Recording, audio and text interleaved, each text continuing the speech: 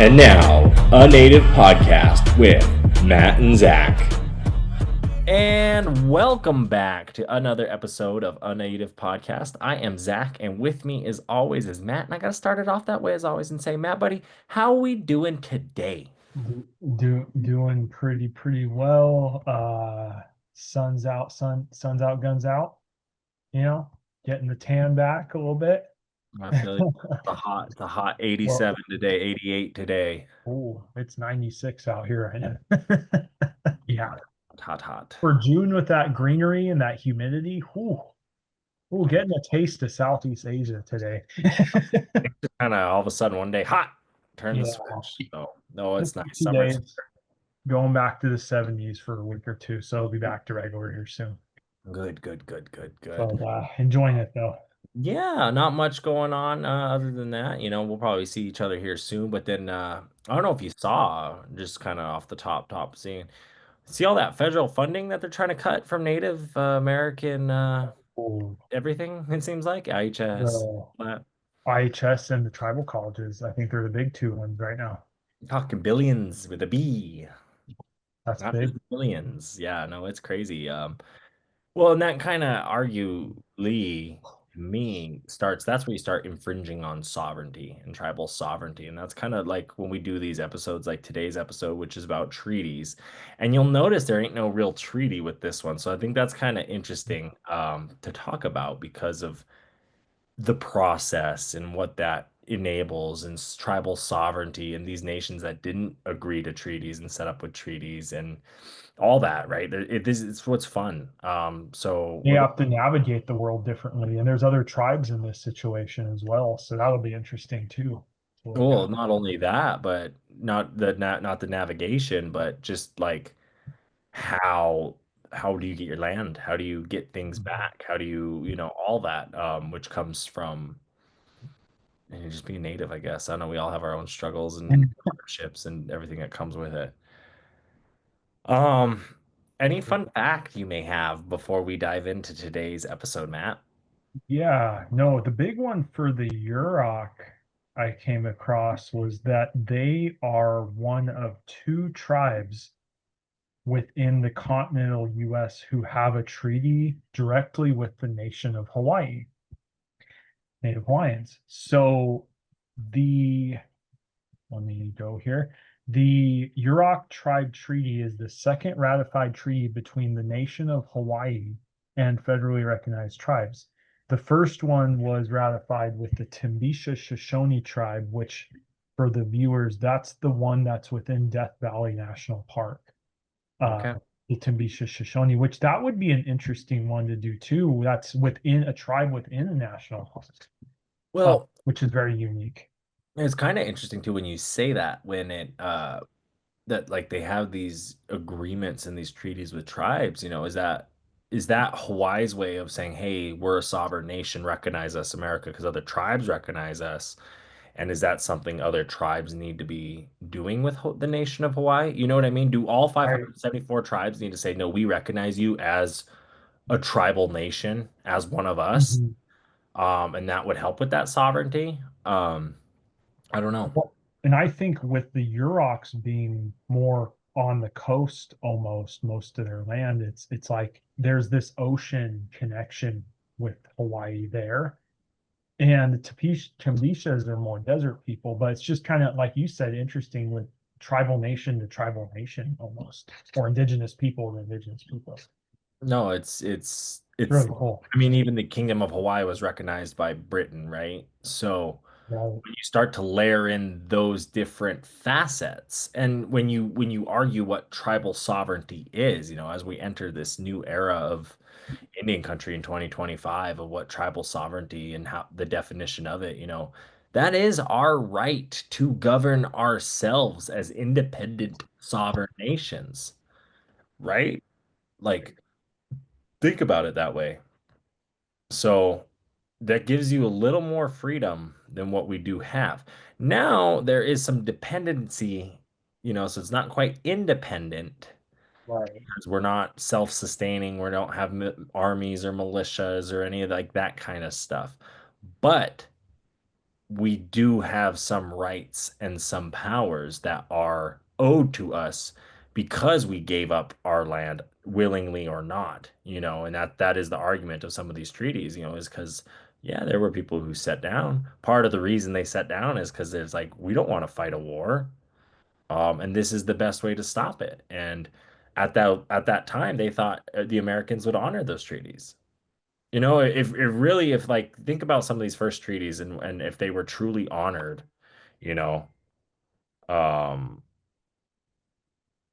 you know, so it's just good stuff. Yeah.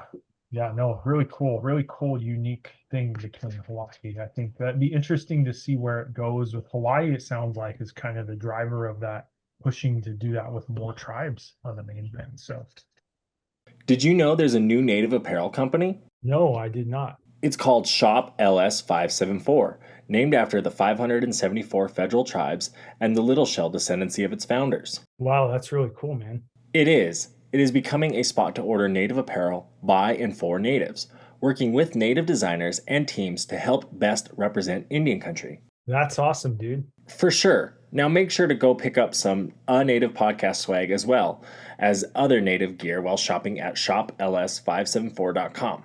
Oh, yeah. And do not forget to use code ANP10 to save on your next order. That's ANP10. Hey Matt, did you know there's a tribally owned net company? No, I did not. Not only are they tribally owned, but Blue Ribbon Nets also creates totally sustainable products. With Blue Ribbon Nets, not only are you getting quality nets, but even eco-friendly ones as well. That's awesome, dude. It sure is indeed. Make sure to use code RUGAROO10 on your next Blue Ribbon Net order to save. Again, the code is RUGAROO10, RUGARU10. I am definitely getting a Blue Ribbon Net now. Tune in every Tuesday to hear your favorite native podcast. That's right. A Native Podcast has new episodes every week, ranging from boarding schools to Indian child welfare. Not only that, but we have Indian country covered from Maine to California and Florida to Alaska, Hopi to Blackfeet and Choctaw to Tlingit, and all those Crees in between. And all you other natives and non-natives out there, we want to remind you to tune in this Tuesday to A Native Podcast. So I think we'll get right into it then. My thought when we get right into it is to just always go right to the tribal resources themselves, the tribal home pages, right? Yeah. You go to the formation of the Yurok reservation, and typically these formations, this is where they came in with these treaties. But here, they didn't necessarily have that. The federal government established the Yurok reservation in 1855, and immediately Yurok people were confined to the area. The reservation was considerably smaller than the Yurok original ancestral territory. This presented a hardship for Yurok families who traditionally lived in villages along the Klamath River and northern Pacific coastline. When the Fort Tiwer was established, many Yurok families were relocated and forced to learn farming and then the English language. In January 1862, the fort was washed away by floodwaters, along with the Indian agency at Woo-Kell Flat. Several Yurok people were relocated to the newly established reservation in the Smith River that same year.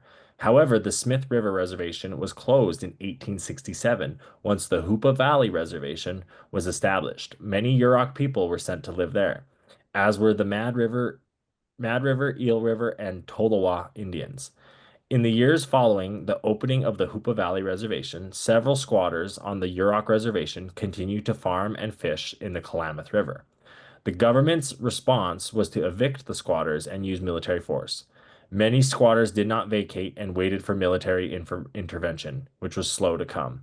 In the interim, the squatters pursued other avenues to acquire land. And that's just they're calling those white people squatters, huh? That's funny. Sorry, I'm here. The pollen a little bit is Oh, you're fine. it's that time. No, you're totally fine. So, Treaty negotiations. So here's the actual when they did talk about treaties, right? While miners established caps along the Klamath and Trinity rivers, the federal government worked toward finding a solution to the conflicts, which dramatically increased as each new settlement was established. The government sent Indian agent Redrick McKee, to initiate treaty negotiations. Initially, local tribes were resistant to come together, and some outright opposed meeting with the agent. The treaties negotiated by McKee were sent to Congress, which was inundated with complaints from settlers claiming the Indians were receiving an excess of valuable land and resources. The Congress rejected the treaties and failed to notify the tribes of this decision. So, right there, exactly, you're having negotiations about treaties with these tribes, and they even agreeing to them, and then Congress won't approve it. So, how crazy is that? That's just it's insane because the tribes were wanting the peace, No, right? Which is like an interesting like take on all that. no, exactly. And part of that reason was because who was coming in there, right? It was the gold rush, it was the logging. It's like you look at like up here, like Williston, right? North Dakota, the oil boom, right? You look at all these reservations around, around the oil boom, and what do they all have issues with? Murdered and missing Indigenous women, and I like I'm not saying there's a problem, but you get a lot of men or those men intense jobs where there's not a lot of females, stuff happens. Right. And when you're in a place like that, when you're in like a gold rush or the logging up there when it's happening, or even the oil up here when it's happening, right? You're just hiring people because you need the help or you need the person that's qualified. You don't necessarily care about their background. No. And that helps contribute to these issues, right? So think about this, like the gold rush in Yurok country, right? By 1849, settlers were quickly moving into Northern California because of the discovery of gold at Gold Bluffs and Orleans. Yurok and settlers traded goods, and Yurok assisted with transporting items via dugout canoe. Oh, However, this relationship quickly changed as more settlers moved into the area and demonstrated hostility towards the Indian people. With the surge of settlers moving in, the government was pressured to change the laws to better protect the Yurok from loss of land and the assault. Though the rough terrain of the local area did not deter settlers in the pursuit of gold, they moved through the area, encountered camps of Indian people, hostility from both sides, caused much bloodshed and loss of life. The gold mining expeditions resulted in the destruction of villages, loss of life, culture, and severely fragmenting other cultural issues. By the end of the gold rush era, at least 75% of the Yurok people died due to massacres, disease, while other tribes in California saw 95% loss of life. And that's exactly that. Like, it's that's who's coming in and just changing the way of life, and they don't care. And as I was reading that, a thought came to my head, and I kind of wanted to discuss this with you because this is, this part of the podcast. This is kind of what you and I do. But I'm thinking about those miners and those loggers, and when they're coming to California, right? Well, they're coming through Cheyenne territory, Sioux oh, territory, Shoshone territory in Nevada, right? Each tribe they encounter is different. Some good, some bad, probably. And when you look at, like, in my opinion, the bad, that's what they take. They take the bad stories, they blow it up. Take the media today. What is the fucking media doing? You know what I mean? Like, think they want to rile the Republicans up against the Democrats and rile the Democrats up against the Republicans and make it the worst case scenario of everything. You know what I mean? right. And that's kind of, you got to put your mind, like, that hasn't changed in history, especially with politics and government, right? That's always been there. So when they're saying savages and scalpings and this and that on your way out to California, when you get there and you see the native people, you're going to treat them like shit because you're Mhm. told to treat them like shit. The same way, honestly, think about it. The way the media is talking about the immigrants, the Mexicans, the minorities, the Spanish speaking people coming into America right now. Yeah. Look at the verbiage that they're using.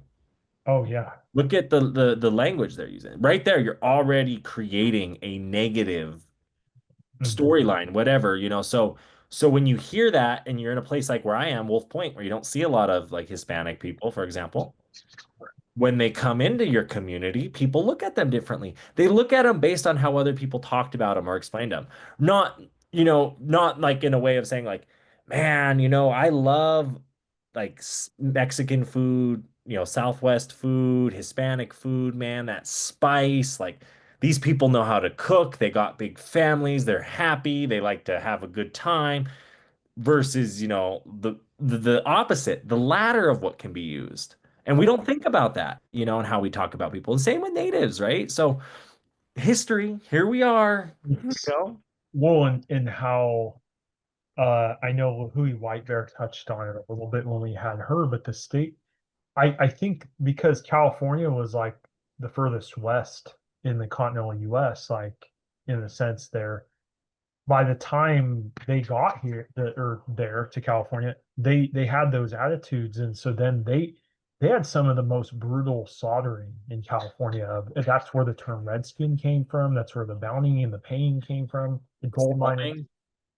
just brutal, and like it's not as talked about as much. The Plains Wars are so like hyped up that from the Comanche all the way up. Well, what did they do with the So Plains Wars? They said, hey, let's create Buffalo Bill Cody and have a right, fucking sideshow that travels the West and says, bang, bang, pow, pow, this is what happened. right, When in reality, it was a bunch of fucking white people coming out West trying to take stuff that wasn't theirs, and the natives didn't like that. right. The same way you don't like people coming into your house and fucking with your shit. If I walked into your bedroom right now and you didn't know me and I started taking stuff off your wall, or you're going to do something about it. You know what I mean? Someone breaks into your house, you might shoot them in America, right? Yeah, So, what's the concept of? I don't get these Europeans still to this day that are like, "Oh, they, didn't we signed treaties? Didn't we do all that?" And it's like, bro, we came out here, you came out here and just took. There was no give. There was just take. don't, yeah, they don't get the lasting impact of it. Like, look at the reservations today. I mean, still a lot of the same issues. Like, some things are getting better, yeah, slowly, but there's still the same issues. You could visit a Washington Coast tribe or visit like Fort Peck, and they have, one's bigger. Fort Peck's much bigger, but the same kind of housing, the same kind of Instead of like, fucking teepee poles stacked on the side of the house, it's salmon drying racks, for yeah, you know exactly. what I mean? Or it's, There's some subtle differences. Yeah, instead of cars on blocks, it's boats on blocks. boats on the block, drift boat, broke down No, drift but boat. I mean, you've been there. You and I been. We've been to Oh like yeah. Yurok. We've driven through the reservation. You stopped at the salmon hut. It's no different than stopping at the jerky stand in Poplar. Is he open today? Who knows? You know what I mean? They We'll open see when when they we feel go like through town. Yep. And that people don't get that either. Another issue, yeah, like I said, was the commercial logging, and Oh the yeah. fact that they destroyed the big redwood trees up there, and people forget about those trees, man. Now we'd like to take you to music on A Native Podcast. This week, The Basket Song by Tawala Tribe Singers.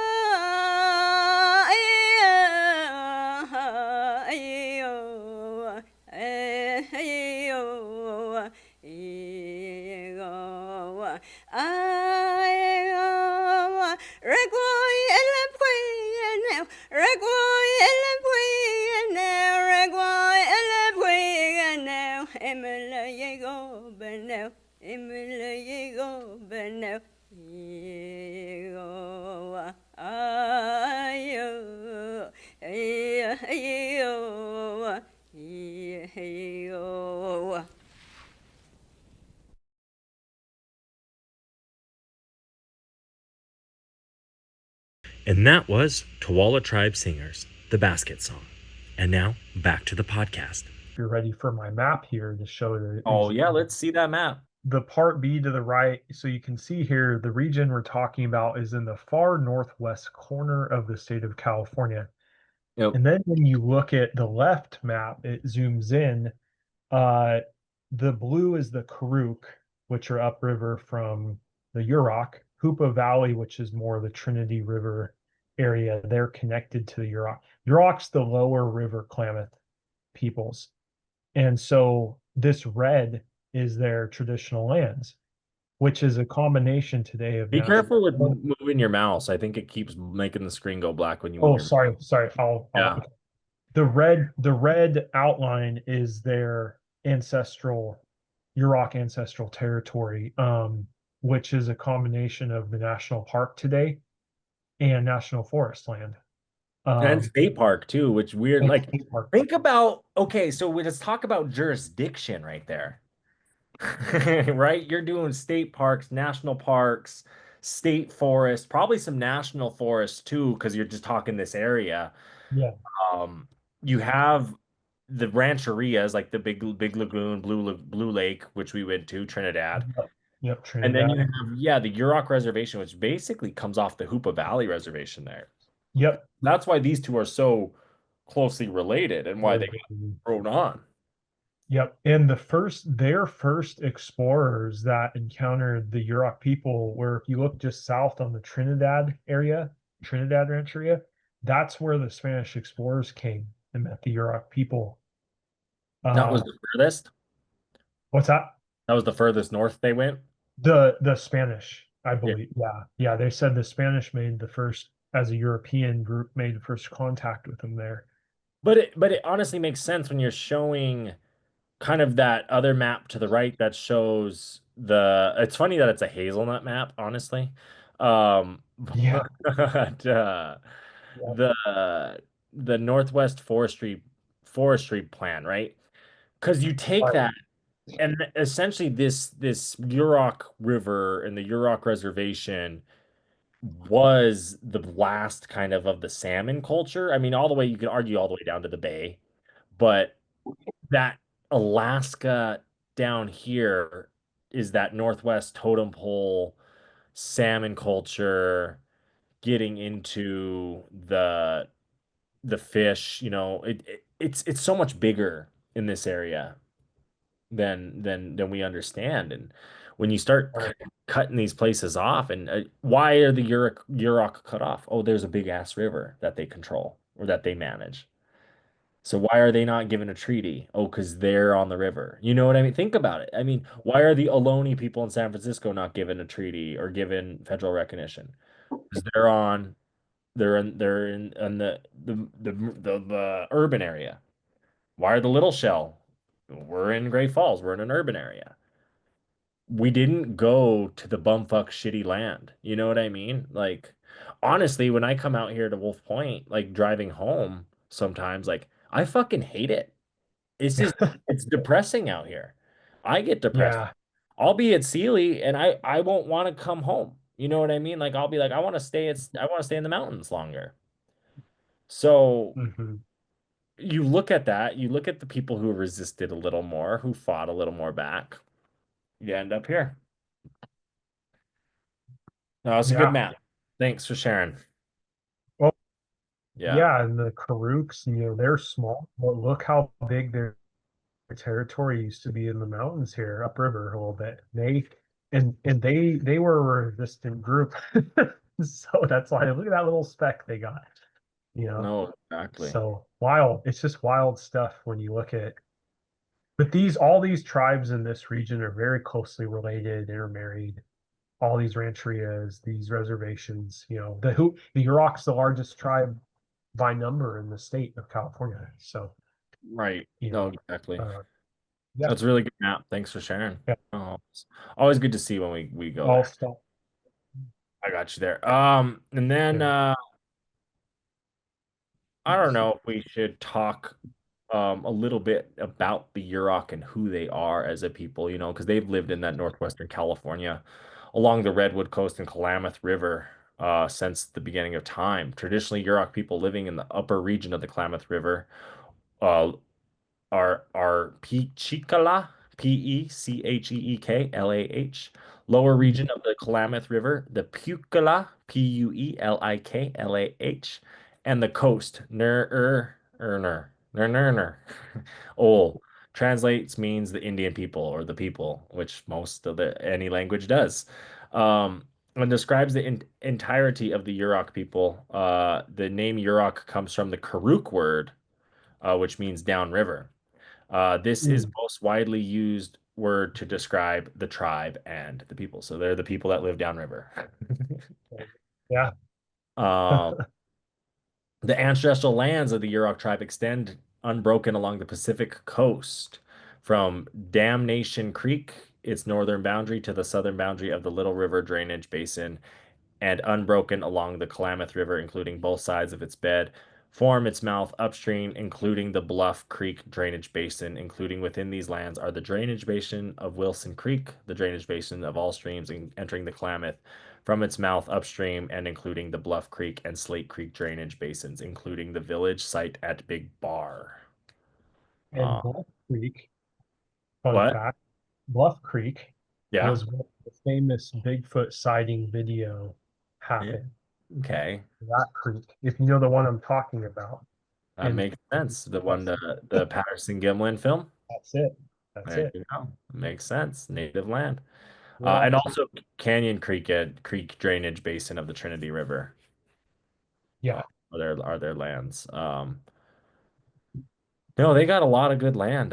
When you look at it, their ancestral land, they say, was approximately 1,148 square miles, with villages placed along the Klamath River and Pacific Ocean.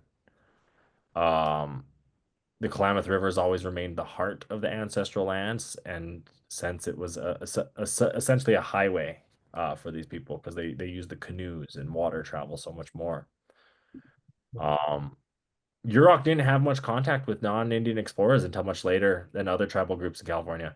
One of the first documented visits to the local area was by the Spanish in the 1700s, when Spanish explorers Don Bruno de Herecta and Juan Francisco de la Bodega and Equatra arrived in early 1700s. They intruded the people of the Chure village.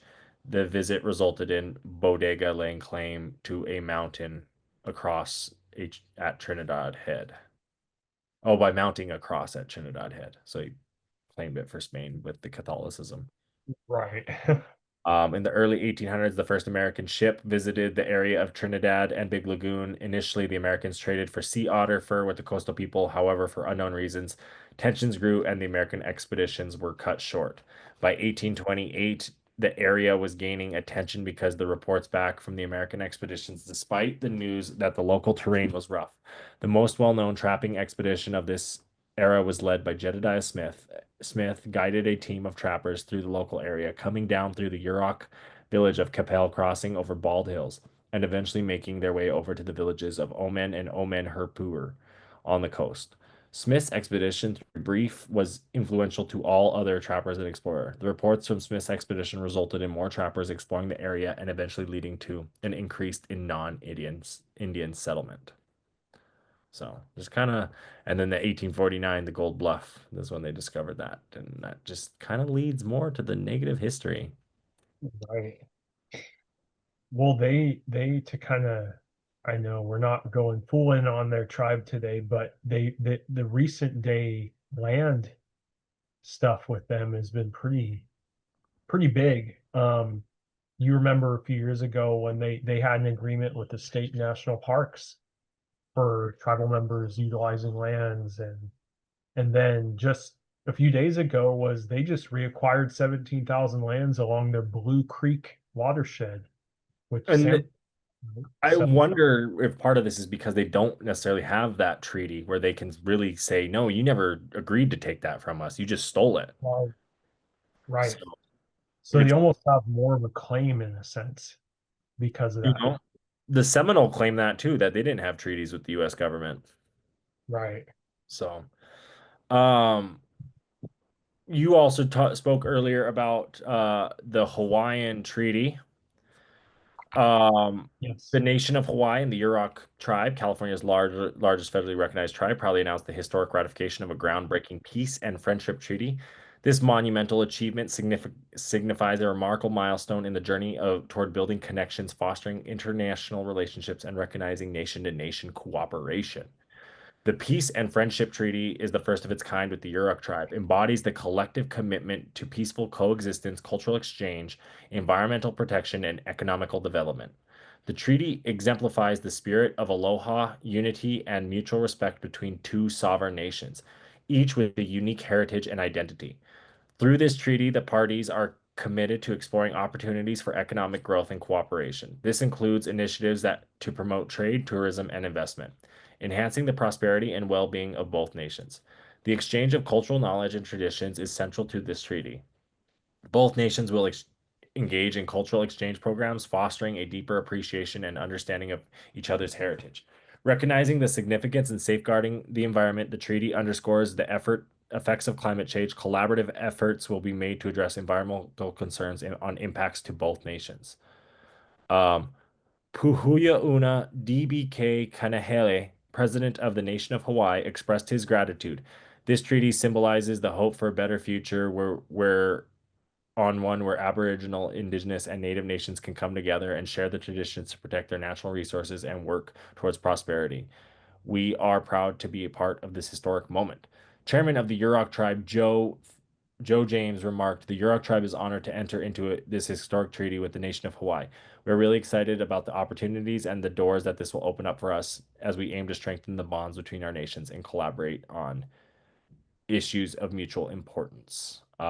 This treaty is the second ratified treaty between the nation of Hawaii and federally recognized tribes. And then the Timbuktu Shoshone, that was the one you talked about earlier.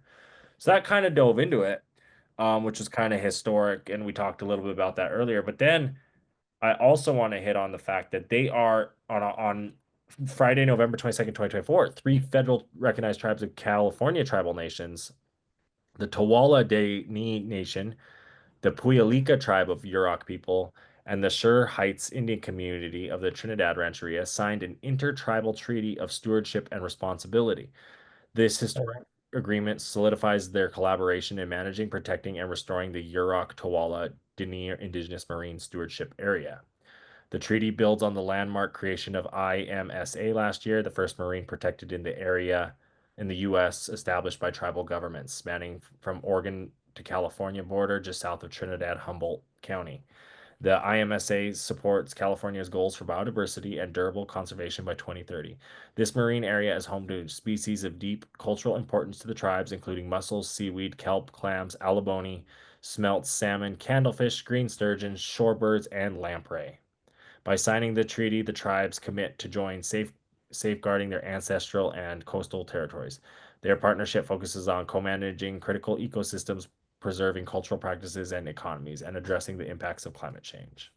So, another wonderful thing that they're doing, entering these other treaties and agreements with other nations. So, really expressing that tribal sovereignty in the last 5 years. I mean, that was last year, but I also kind of want to show you shared it with me a video here. We'll share that here with everybody about the Yurok people, about the Yurok tribe.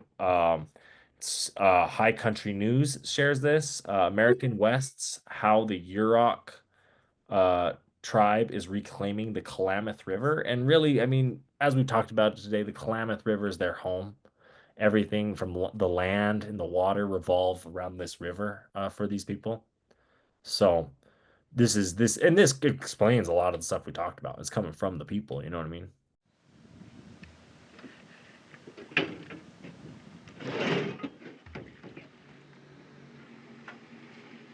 I grew up fishing and being on the river and being over at the family's traditional home spot. You know, Yurok people have always been right here, and our family specifically has always been right here. You know, we have a non-native mom, of course, but like our dad's family has always been from this place, and so we have a family hole down the way here that my ancestors have fished since the beginning of time, and here we are.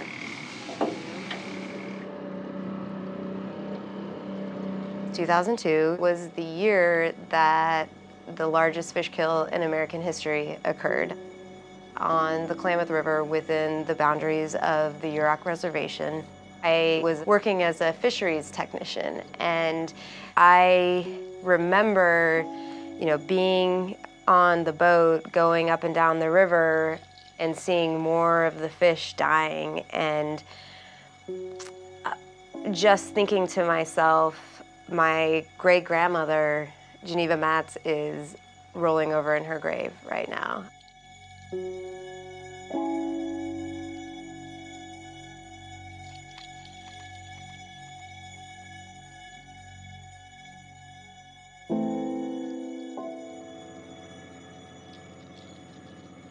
I decided that I would go to law school and hopefully prevent something like that from ever happening again.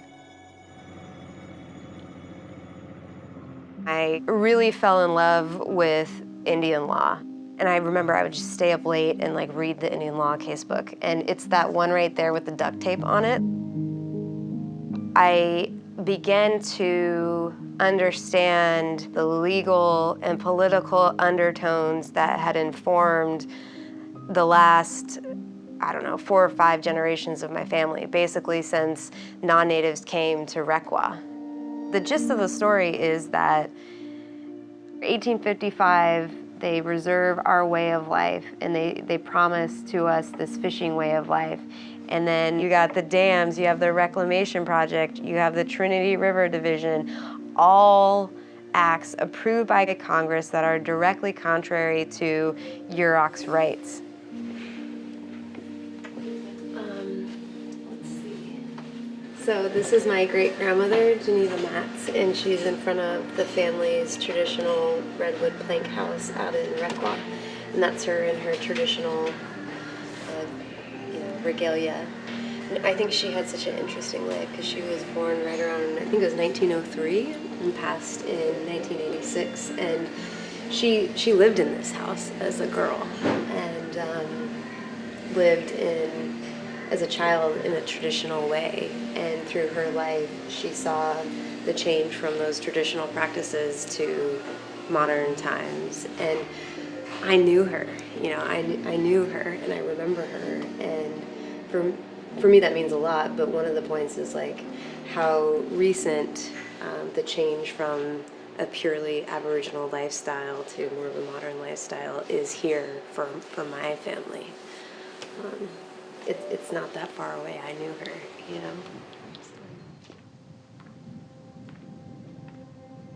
Every single legal issue that Yurok addresses has some kind of cultural component to it. And if you don't understand the tribe's traditional law, if you don't understand even how things work now, your ability to analyze that issue in a way that is culturally appropriate is almost non-existent, right? So from my perspective, it's a big advantage to a tribal community to have one of their own leading their legal affairs, because you can do it in a way that builds tribal sovereignty, supports your traditional cultural norms, your traditional laws, and grows your society in a way that recognizes sort of modern times, but stays true to those traditional core values. Yurok always had a commercial aspect to its fishing way of life. So we always used salmon for economic purposes. The tribe regulates its commercial fishery very heavily through tribal ordinances, enforces it through tribal police, and also through my office, through the Office of Tribal Attorney, by prosecuting violators of the ordinance in tribal court. What's hard is that the fish have been compromised by things that are not under our control. We've had the civil rights movement. We've made great strides towards civil liberties, towards equality, acceptance. Yet here we were in 2002, and what the fish kill was to us was a form of ecocide. And I use that term to mean an attack on a people's core natural resource that they rely on for survival. And even though it wasn't like an intentional, let's kill all the salmon move by the United States government, it still was an act of the government that led to our salmon, which are the core of our life way, being killed. This happened to the Sioux people in the 1800s. They wiped out the buffalo, and then the Sioux people could no longer continue their nomadic buffalo hunting way of life. And if all those salmon go away, we can't be Yuroks anymore. We always take the friend approach, and that is an acknowledgement of the deep dependence that various communities have on the resources in this basin. Like, for example, with the farmers up the river, their livelihoods depend on the basin and the river and the water. And so in acknowledgement of that, we try to work with them. And I think we've been pretty successful. The Klamath Project was one of the very first projects authorized under the 1902 Reclamation Act, and Congress, provided for or planned for the development of the West. The general concept being that the United States would come in and, I sometimes say, be the plumber and the banker. They would construct projects, dams, canals, what have you, enter into contracts first with individuals and later in time with irrigation districts that provided for the delivery of water for the irrigated lands. So the farms in the Klamath Project are, they've largely been farmed for close to 100 years or more. And we spend a lot of time and energy dealing with stereotypes about farming and irrigation, like you're hogging all the water and what have you. I believe that the value of agricultural production in the project, just the farm gate production, is about $150 million a year now, which echoes through the economy to probably up to about $400 million worth of economic activity.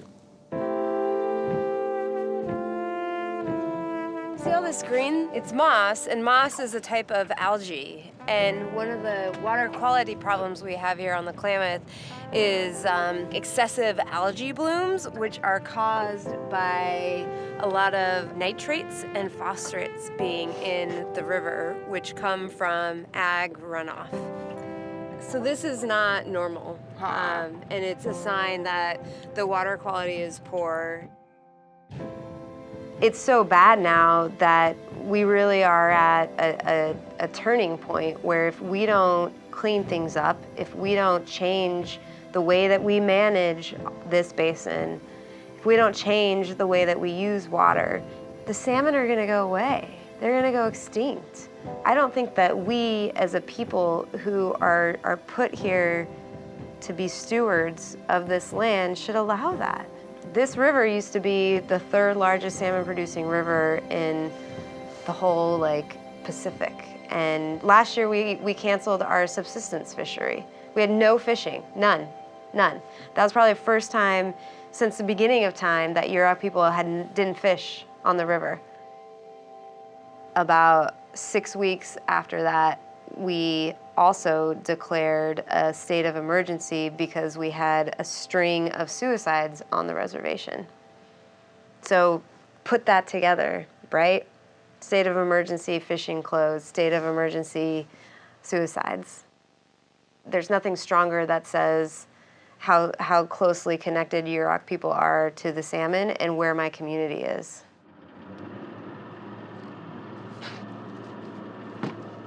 What we can do about it is bring attention to the issue, to make sure that people realize that the implications of pulling water to the CVP, the implications of pulling water to the Klamath Project, the implications of dams on this river are so bad, and it's been that way for almost 100 years. So we have to stop. We have to stop. I want to believe that there is a way to have sustainable agriculture in the upper basin in the CVP. And I think we are smart enough, we are determined enough, and we are effective and efficient enough to find those solutions. Yeah, no, I enjoy working with Amy. I have a lot of respect for her, and I have a lot of respect for what she's doing. I think we have a solid, trusting relationship. I think she isn't out to run over anybody, and we're not either. Eventually you come to realize nobody's going away here, and if we can find ways to navigate jointly to some stability, that's almost certainly going to be the best and most successful way to move forward, and I think she has that sense. We want there to be more fish, period. An abundant fishery is the best, would help us more than anything else in terms of the stability that we're looking for. So that's the work that we have to do, because when we do that, we restore the river, we heal the river, and we rebuild the salmon runs. And then as a result, Yurok people grow and get better and get healthy, and then we become who we're supposed to be here. I'm very hopeful that those dams will come out in 2021. Removing those dams has the potential to increase the salmon populations by 80%. That would be it. You know, when we have a free-flowing river and the salmon can get access to over 300 miles of spawning grounds like they used to, and we have fish in the river, you know, that's going to be a good day. We'll feel good again.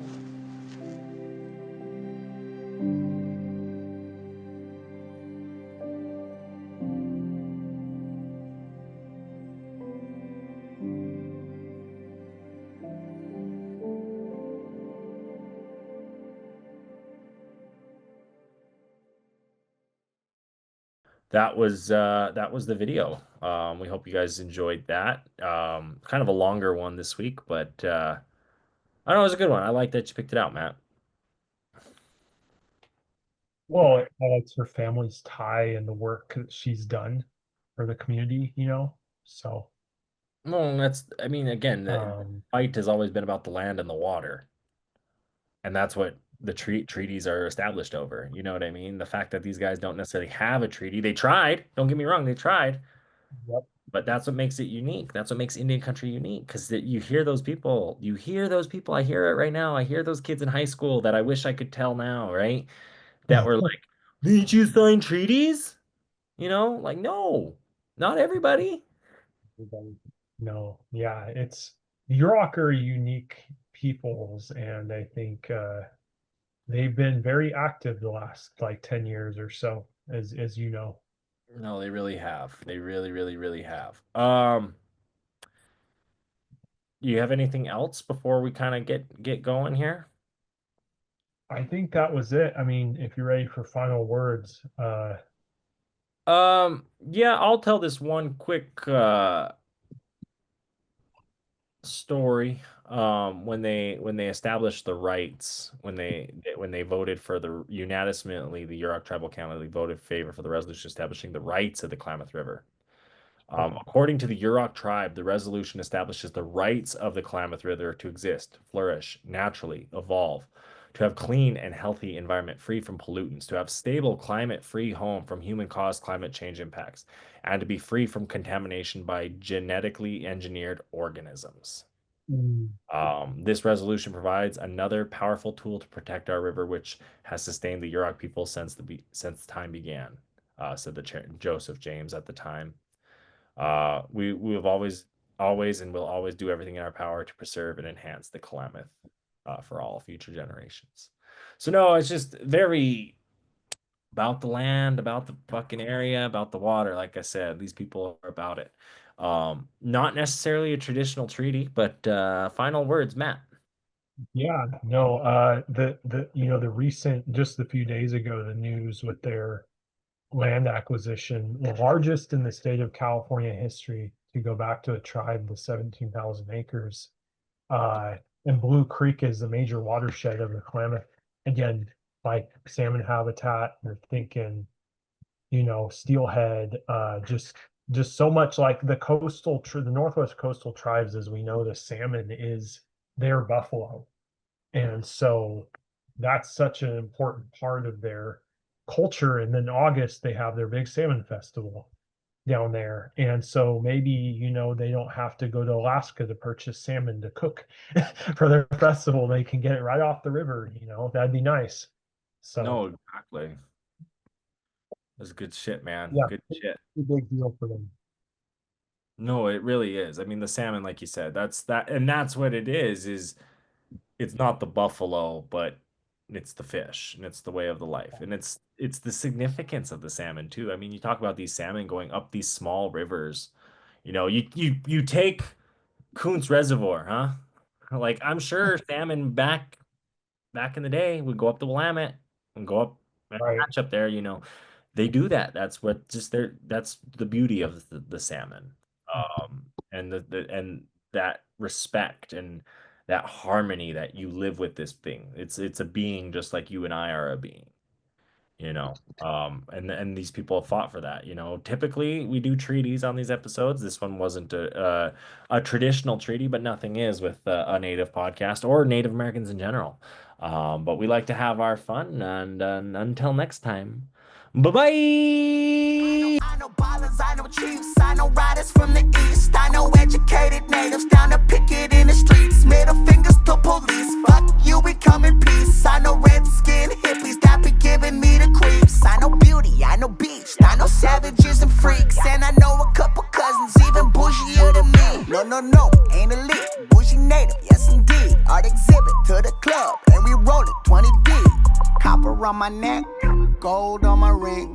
Feather on my hat, skin stitched chin. 100 warriors on my back, they be drumming when I sing. Man, there ain't no way around it. A Native Podcast is produced by G&G Advertising and Quartz Lake Productions.